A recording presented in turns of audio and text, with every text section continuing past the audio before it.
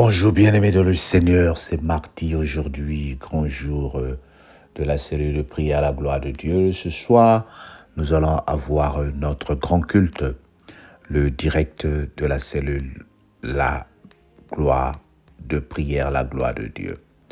Tu es invité au culte à partir de 22h heure de France, 22h, 21h heure de Brazzaville ou de Londres. Nous allons passer des bons moments dans la prière, nous allons passer des bons moments dans l'intercession et le Seigneur qui nous aime va t'aider à être connecté, à comprendre sa parole et à la mettre en pratique. Mais entre-temps, nous saluons les bien-aimés qui nous suivent tous les matins. Vous êtes partout dans le monde entier. De temps à autre, laissez un commentaire. Et comme je dis l'habitude, en appuyant le bleu, n'écoute pas la parole sur WhatsApp, mais écoute-la directement sur YouTube. On a besoin des vues, bien aimé. On a besoin des vues parce que nous sommes en train d'organiser beaucoup de choses concernant l'évangélisation. Et nous n'avons pas besoin de te demander de l'argent. Nous n'avons pas besoin de te demander de l'argent, mais nous avons besoin que tu contribues avec ce que tu peux pour que l'œuvre de Dieu augmente. Lorsque nous aurons des vues, nous pourrons avoir la facilité de mettre des publicités sur notre site et le peu que ça va générer permettra d'organiser tout ce que nous avons comme retraite spirituelle, tout ce que nous avons comme évangélisation et événements, inviter les hommes de Dieu qui viennent nous bénir. Dieu a besoin de toi. Évangélise selon tes moyens. Évangélise avec ce que tu peux. Mais entre-temps, nous avons à lire Ésaïe 33 à partir du verset 11. Ésaïe 33, à partir du verset 11, nous allons prendre jusqu'à les versets 24. Vous avez conçu du foin, vous avez enfanté de la paille, vous soufflez, c'est un feu qui vous consumera.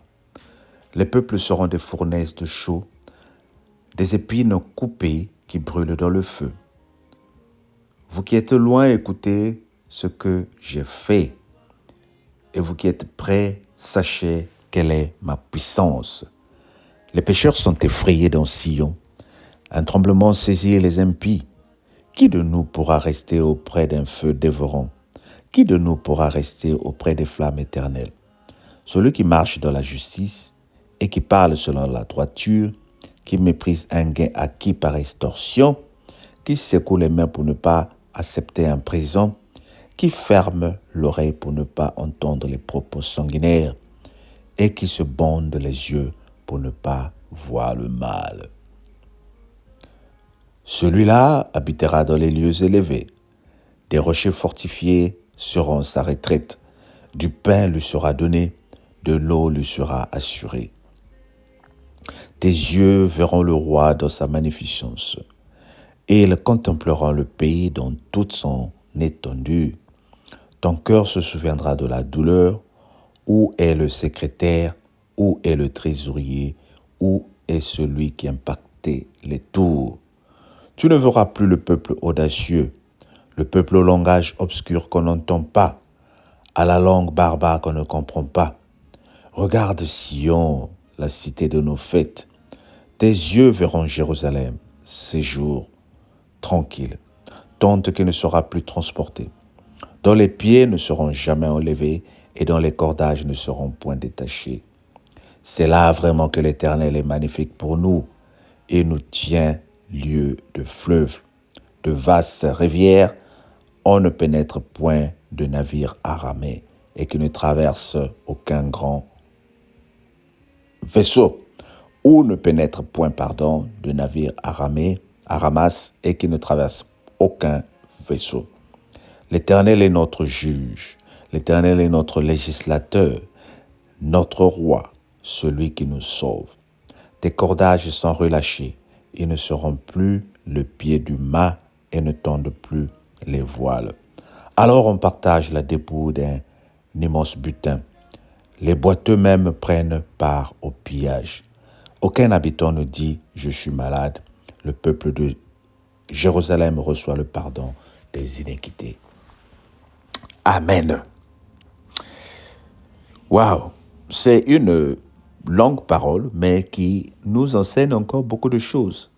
Vous avez conçu du foin, vous enfantez de la paille, votre souffle, c'est un feu qui vous consumera. Comme la parole de Dieu nous enseigne qu'ils tomberont dans les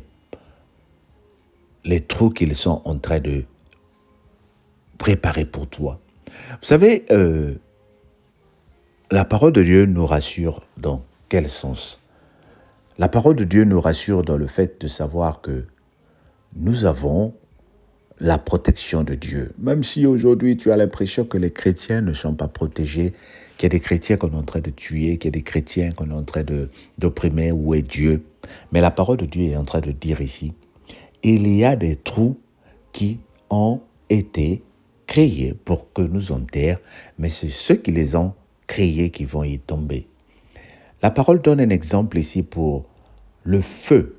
Lorsque tu allumes le feu, surtout en Europe, ce n'est pas comme en Afrique, lorsqu'on allume le feu, et le feu, il est là, parfois il nous aide à se réchauffer.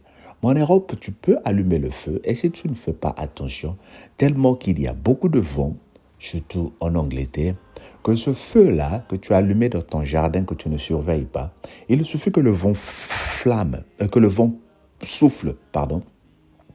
pour que le feu s'enflamme et qu'il soit dispersé en tombant sur ta maison. Et surtout nos maisons qui sont faites avec beaucoup de bois brûlent facilement.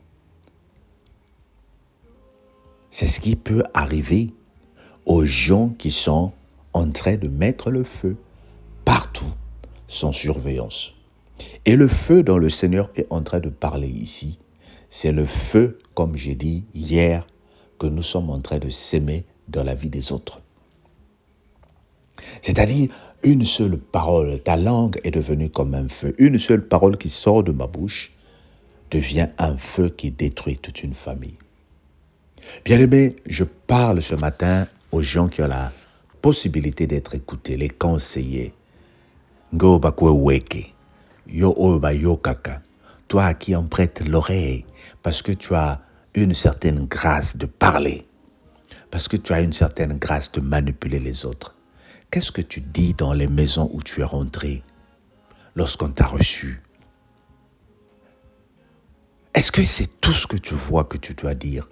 Tu vas avoir l'impression de savoir, mais aujourd'hui, papa, là, apparemment, il nous enseigne à cacher le mal. Non, je ne t'enseigne pas à cacher le mal. Mais pense un seul instant, lorsque tu as ouvert la bouche et tu as parlé à la place des autres. Lorsque tu as ouvert la bouche, est-ce que tu as parlé à la place de Dieu? Pense à ce que tu viens de dire. Comment est-ce que ça assure le bonheur des autres? Est-ce que c'est bien ou je viens de causer la désolation? C'est de ça qu'il s'agit. C'est cette parole que je veux que toi et moi nous retenons. C'est cette parole que je veux que toi et moi nous comprenions. Que Dieu ne nous a pas créés pour amener le feu, mais Dieu nous demande d'éteindre le feu là où il y a le feu. Alors, mais qu'est-ce que nous devons faire de la parole de Dieu qui est là pour censurer, qui est là pour diriger, pour corriger? Mais la parole de Dieu, c'est pour dire la vérité, bien-aimé. La parole de Dieu, c'est pour aider. Je te donne un exemple, par exemple. Comme tu vois tellement de choses et que le Seigneur te révèle certaines choses dans la vie d'autres personnes, prends la parole de Dieu pour les enseigner. Prends la parole de Dieu pour les corriger. Prends la parole de Dieu pour les avertir. Mais ne prends pas la parole de Dieu pour les faire peur. Parce que même ce que tu es en train de révéler, ce n'est pas tout le monde qui est béni. Ce n'est pas tout le monde qui a la maturité de méditer ce que tu viens de dire. Mais prie pour que le Seigneur lui-même qui a donné la parole aide les gens à comprendre et à la mettre en pratique. Sois béni au nom de Jésus. Amen. Ce soir, le Seigneur te parle. Nous allons finir le thème de la gloire de Dieu avec la lettre E. Viens. Ensemble, nous allons encore apprendre. Sois béni. Invite une personne. Amen. Bye bye.